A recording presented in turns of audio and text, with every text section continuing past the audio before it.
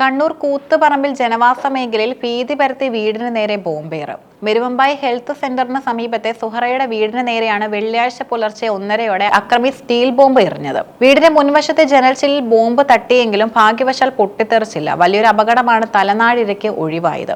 ശബ്ദം കേട്ട് വീട്ടുകാർ പുറത്തിറങ്ങി നോക്കിയപ്പോഴാണ് ജനൽച്ചില്ലിന് നേരെ ബോംബ് കിടക്കുന്നത് കണ്ടത്. ഉടൻ തന്നെ പോലീസിനെ വിവരം അറിയിക്കുകയും സ്ഥലത്തെത്തിയ പോലീസ് ബോംബ് കസ്റ്റഡിയിലെടുക്കുകയും ചെയ്തു. സംഭവത്തിന്റെ CCTV ദൃശ്യങ്ങൾ പോലീസിന് ലഭിച്ചിട്ടുണ്ട്. റോഡിലൂടെ നടന്നു വരുന്ന ഒരാൾ വീടിന് നേരെ ബോംബ് എറിഞ്ഞ ശേഷം ഓടി രക്ഷപ്പെടുന്ന ദൃശ്യങ്ങളിൽ വ്യക്തമാണ്.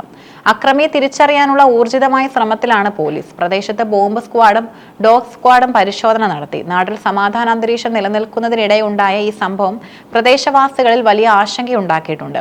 പ്രതിയെ ഉടൻ നിയമത്തിന് മുന്നിൽ കൊണ്ടുവരണമെന്നാണ് നാട്ടുകാരുടെ ആവശ്യം. കൂടുതൽ അന്വേഷണങ്ങൾക്കായി പോലീസ് CCTV ദൃശ്യങ്ങൾ ശാസ്ത്രീയമായി പരിശോധിച്ചു വരികയാണ്.